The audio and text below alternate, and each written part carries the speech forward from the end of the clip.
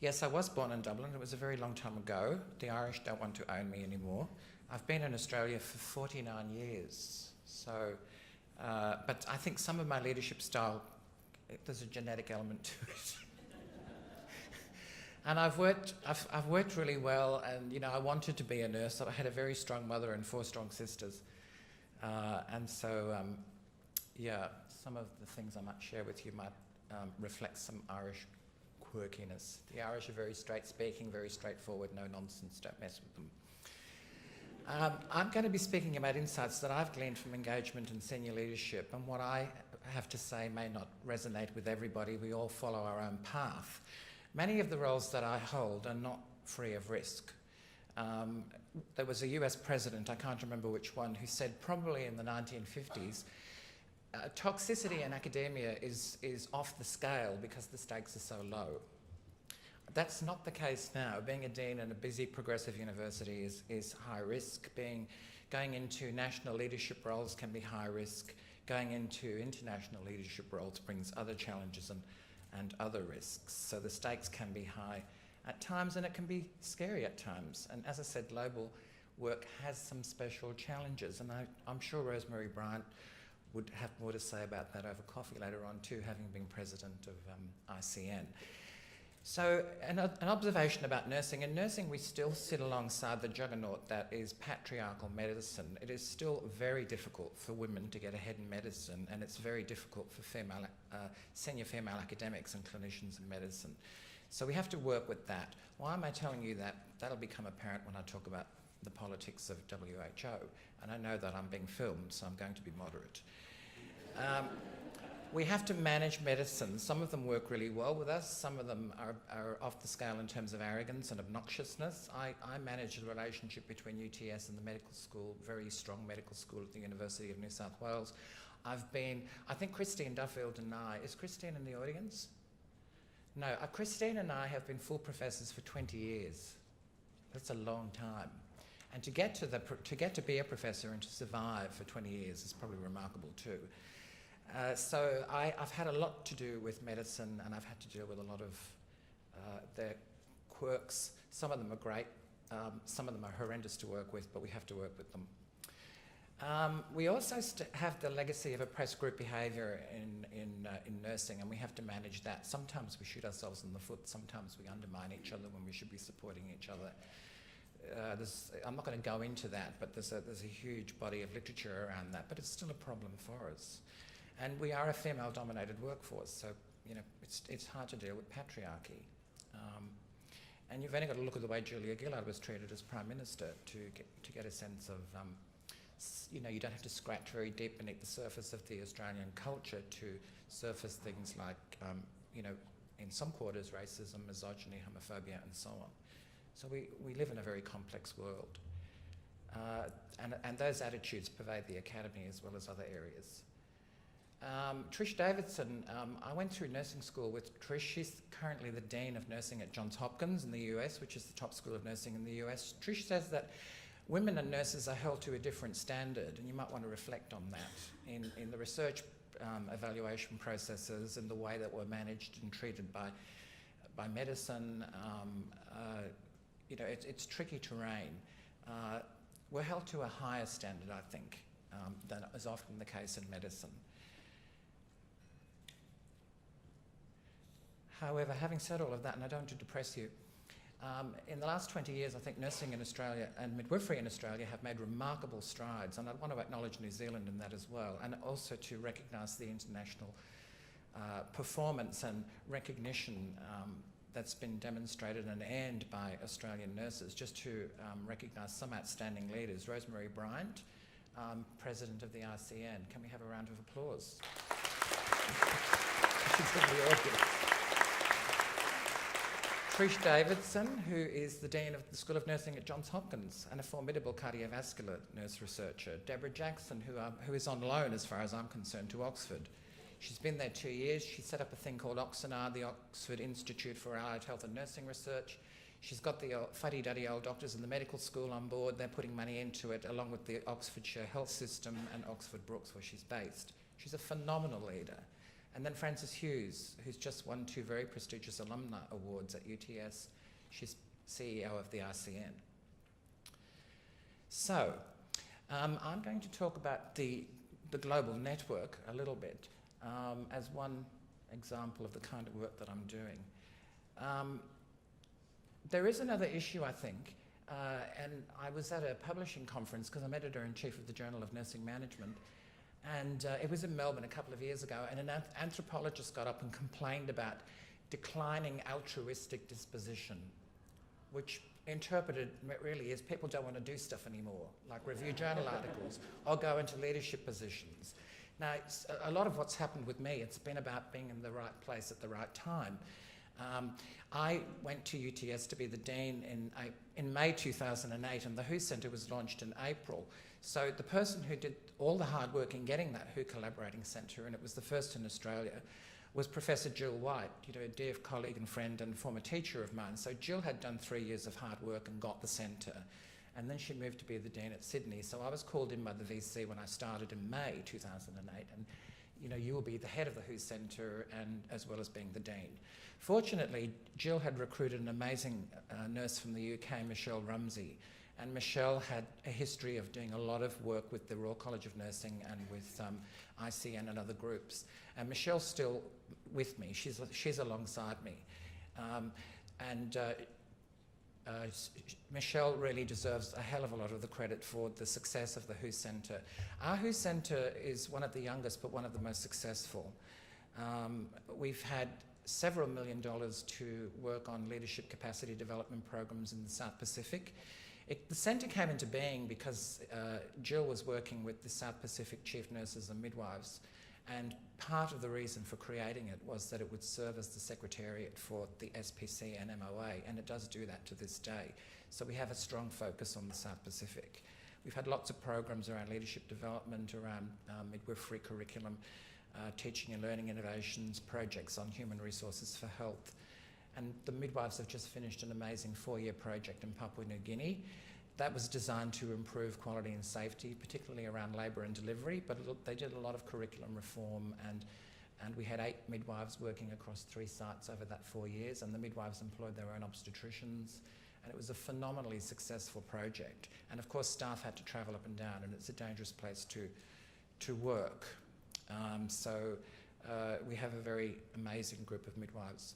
So a lot of the work that the WHO Centre at UTS has been focused on midwifery. So around 2013, I went to the first global network meeting as the head of the centre in Japan, and the Brazilians had been leading the global network, and they were getting tired, and no one had put their hand up to take it on, to take on the next term. So I thought I was being helpful, and I said, well, UTS would be quite happy to be in the running if that would be of help. I'm concerned that there's a leadership vacuum, and we're all here to do good, and we'd be quite happy to look at taking it on. Well, I was attacked by Japan and several other countries that said it was going to be their turn and there's no way it would go to Australia and all that kind of nonsense, so I backed off. We did go into the ballot in 2013 and we came number 1, so we took on the global network. So I have an advocacy role and a leadership role in representing the 44 WHO collaborating centres that are located in the 6 WHO regions of the world. And that slide shows you the World Health Organization, the regional structure. I had done quite a bit of international work prior to that, so I decided that I would expand the executive. The executive has representatives from the region, and I chaired that group as the Secretary General. So I created positions on the executive for Sigma Theta Tau International, for the International Confederation of Midwives, and for ICN. So they joined the executive. We're all doing similar work. We all have a desire to improve the professional status and standing of nursing and midwifery across the world, and we're all keenly interested in helping to improve healthcare in the developing and the developing world.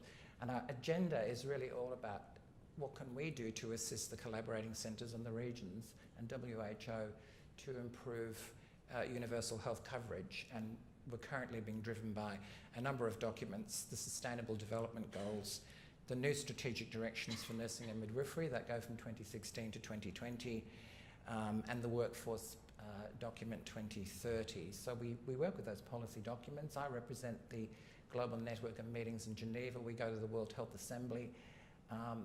So we meet with senior executives of WHO. WHO is very medically dominated. The nursing leadership in WHO has actually been stripped out over the last few years. There was a position for a chief nurse scientist. It no longer exists.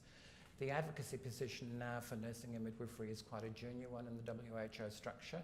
As nurse advisors have left regions, they've not been replaced. Now, it's complicated, and I don't want to sound like I'm blaming WHO. Sometimes people don't want to put their hands up for those roles. And so we advocate and try and encourage nurses and midwives to apply for those roles as they become available. So that goes back to my comment about declining altruistic disposition. Getting people to step up and take on the leadership roles is something that we're really very concerned about. Across the executive of the global network and the members of that, including Sigma, ICM and ICN, we really seriously need to grow more nurse and midwife leaders at a whole range of different levels. We have just had our biennial meeting in Glasgow in Scotland, and it was hosted by Glasgow Caledonian University, and that was a very successful meeting, and we also chaired the executive meeting and then the meeting of the people who attend from the collaborating centres. So we had representatives from 42 centres, and in the general meeting that I chaired, we had an audience of about 80. We worked to a work plan that's agreed by the executive. This slide talks about generating evidence to justify the positive economics and social impacts of nursing and also midwifery. So a lot of the work that we do involves curating evidence and synthesising it and preparing arguments and preparing policy papers that can be used to influence WHO and WHO policy, particularly relating to nursing and midwifery.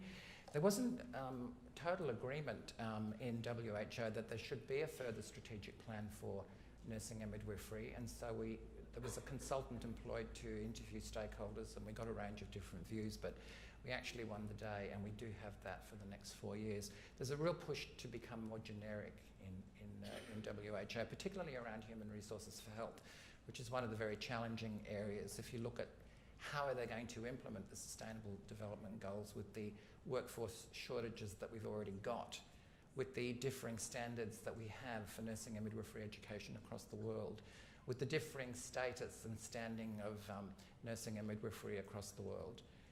Nursing goes from high status to middle kind of status to no status. It's a complex picture, and it's not just a dichotomy between the developing and the developed world. Nursing in France is atrociously low status, vocational. Thailand, it's high status, so it's an interesting global picture. We obviously, as many in the room would in their roles, want to influence policymakers. It's a way of getting widespread change, convincing them of the value of nursing and midwifery. We now have a lot of good evidence to show that nurses and midwives can provide a lot of good primary health care safely and effectively and often at lower cost. So we get into those kinds of discussions and debates and arguments, and by working across the organisation, Sigma has wonderful intellectual power, ICM, ICN, the global network. It brings a whole kind of synergy to the brain power and the possibilities if you share resources about what you can do politically, as one example, if you work together. And so far it's working pretty well. I'll let you read that slide. We do have to be very politically aware and connected. Other things that I would say as a leader, you need to have very thick skin. I think moral courage is extremely important. You have to speak up if something's happening and you know that that's not right, even if that's going to make you unpopular. Developing skills in advocacy and exercising influence are very important, and you would have heard that from other presentations. I think developing an understanding of power and how to use that is really important, and being courageous in how you use that, and judicious and professional in how you use that, but also courageous. I think the power to persuade, and some of my colleagues might say John uses that as a euphemism for coerce. Sometimes you need to do that too. I think understanding politics, being very strategic in terms of your intent is very important. Knowing your own strengths and weaknesses and looking after yourself, as Wendy has said in her presentation, is very, very important. And believing in yourself and not being intimidated by people that might think they're smarter than you are, and sometimes that might involve medical colleagues. I've met some incredibly smart nurses and midwives. I've met some incredibly smart medical people as well, but I've met quite a lot who are quite dull intellectually. So don't assume that just because they've got the MBBS that they're stellar in their performance. And you know, I was having champagne with a senior medical academic one day, and he said, you know, doesn't it worry you that nursing went off in 1985? You know, when we had the hospital schools and the girls did as they were told, patients got much better care. Now they're very into self and patients don't get the right care. The enrolled nurses are more reliable and better at delivering care. And I said, well, you know, you're entitled to your view. Had a few more sips of champagne. And I go, does it worry you that the Healthcare Complaints Commission in New South Wales was set up because of, you know, medical malpractice? And I said, 99% of the cases that they deal with are your graduates and they're killing people or maiming them. And I said, quite a number of the lawyers who investigate have been RNs, you know. And so the lion's share of the cases are about medical malpractice and not about nursing and midwifery. So sometimes you have to push back. And you can do it very graciously and diplomatically, but the point was taken. So those skills are important too, and you do it with a smile. So that's just a slide of the meeting in Glasgow. We had a fabulous time. We had a Daly, which is a Scottish kind of dinner and dance thing, and we had kilts and Scottish dress and learned how to do Highland dancing amongst the more serious work. And then that's just an example of some of the resources that Michelle Rumsey's developed that can be used to improve understanding of the issues across the network. When we took the network on, we had no information about who was doing what, so we did an exhaustive audit and developed a database, and Michelle went to the trouble of, you know, late night phone calls, early morning phone calls, to actually interview all of the centre directors. So we're in a much stronger position now because we've got data and we know who's doing what, and we can create supportive networks and relationships to really enhance our capacity to deliver on the agenda that we're working to. So that's been a very important piece of work. And the meetings in Edinburgh went very well, and some of those groups can be quite testy. And it's not, Australians are not always loved when they take on international leadership roles because there's quite a pecking order, and the Americans kind of think that they should be, you know, number one. When Trish Davidson got the Dean's job at Hopkins, they were tweeting things like, it's not right, these jobs should go to Americans. So you've got to deal with all of that as well. But Australian nurses and midwives, we really do punch above our weight. Don't like using that metaphor, but it's useful. And we do have global influence. Our graduates are very highly regarded. They're doing a review of the standards for basic nursing education in the UK at the moment, and that's being led by Dame Jill McLeod-Clark, and she's given me really great feedback on the outstanding performance of the Australian graduates that they have in the workforce in the UK. So, you know, we have lots to offer on the global stage. I don't think I'll go through all of this, but it's just the strategic plan that we're working to in the executive. We have a radio station at UTS, 2SER-FM, and a year ago I started a program for my own faculty. There's a half-hour program each week on health issues. We interview nursing leaders and midwife leaders. People come on and talk about their research and its impact and so on. Quite often it's picked up by more mainstream media. The listening audience is about 500,000, but it's been very useful. We're able to use those podcasts in our work with the global network because, you know, it can be quite inspiring for people to be able to access interviews with really strong leaders of nursing and midwifery, and it's just another resource that we can provide.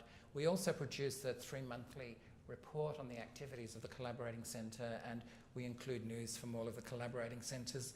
Another thing we do is we troubleshoot. If centres are having trouble getting reaccreditation or they have other issues, then they will come to me, and then I'll play an advocacy role with the people in the regional office. If that doesn't work, then I threaten to take an advocacy role in Geneva, that usually scares the bejesus out of them, and things start to happen.